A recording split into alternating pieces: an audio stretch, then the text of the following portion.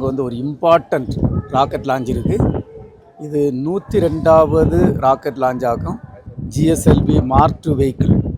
இது வந்து என்ஐசார், NASA ISRO synthetic aperture ரடாருங்கக்கூடிய சேட்டலைட்டை இது வந்து it is going to launch. இந்த சேட்டலைட் ரொம்ப ரொம்ப முக்கியமான ஒரு செயற்கைக்கோளாகும்.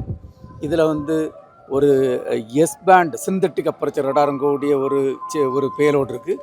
அதை செய்தது வந்து ஐஎஸ்ஆர்ஓ.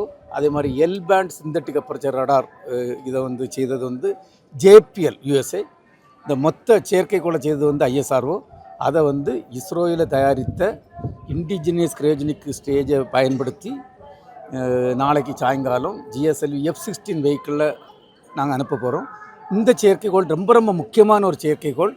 இந்த எர்த் அப்சர்வேஷன், இந்த பூமியுடைய இயற்கை வளங்கள், இந்த டிசாஸ்டர், இந்த ஆஸ்பெக்ட்ஸ் இதெல்லாம் படிக்க முடியும். படித்து பாமர மக்களுக்கு உலகத்தில் உள்ள எல்லாருக்கும் பயன்படக்கூடிய ஒரு சேட்டலைட் ஆகும். இந்த பூமியை, என்டையர் பூமியை 12 நாளைக்கு ஒருக்கா ஃபுல்லாக கவர் பண்ணக்கூடிய செயற்கைக்கோளாகும் இந்த செயற்கைக்கோள். இது ரொம்ப ரொம்ப முக்கியமான செயற்கைக்கோள். சார், முக்கியமாக அந்த மனிதனை வந்து சந்திரயானுக்கு அனுப்புகிற திட்டம் வந்து இந்த ஆண்டு தொடங்கும்னு சொல்லுவோம்.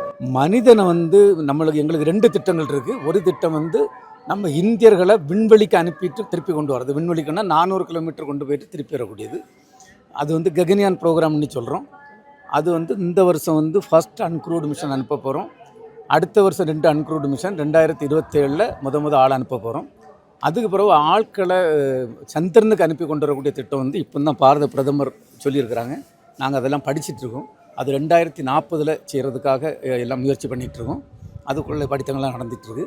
இந்த சந்திர இது இருக்குது இல்லையா, ஆட்கள் அனுப்பக்கூடிய ககன்யான் திட்டம். அந்த ககன்யான் திட்டத்துக்கு ஒரு ப்ராஜெக்ட் மேனேஜ்மெண்ட் கவுன்சில் இருக்குது. அதுதான் highest body for taking the decision. அதுக்கு சேர்மன்னா doctor Unnikrishnan Nair. He is the director of Vikram Sarabhai space centre. இது வந்து ஒரு முக்கியமான திட்டமாகும். இந்த தமிழில் சொல்லாச்சுன்னா இந்த தமிழில் வந்து இந்த ஸ்ட்ரென்த் ரெஸ்பெக்ட் ஸ்ட்ரென்த்துன்னு சொல்லுவாங்க. நம்ம வந்து 1962 ஆண்டு நம்ம ப்ரோக்ராம் ஆரம்பிக்கும்போது ரொம்ப பின்தங்கு நிலையில் இருந்தோம். இன்னைக்கு பார்த்தீங்கன்னா நல்லா வளர்ச்சி அடைந்து நல்லா முன்னேறிட்டுருக்குறோம். இந்த நேரத்தில் நாசா கூட வந்து நிறைய திட்டங்கள் சேர்ந்து செய்துட்ருக்கோம். நாசான்னா யூஎஸ்ஏ கூட. இது வந்து முக்கியமான ஒரு செயற்கைக்கோள் அனுப்புகிறோம். இன்னொரு 3 மாதத்தில் அவங்களுக்குள்ள ஒரு கம்யூனிகேஷன் சேட்டலைட் 6500 கிலோகிராம் எடை உள்ள ஒரு கம்யூனிகேஷன் சேட்டலைட் அனுப்ப போகிறோம்.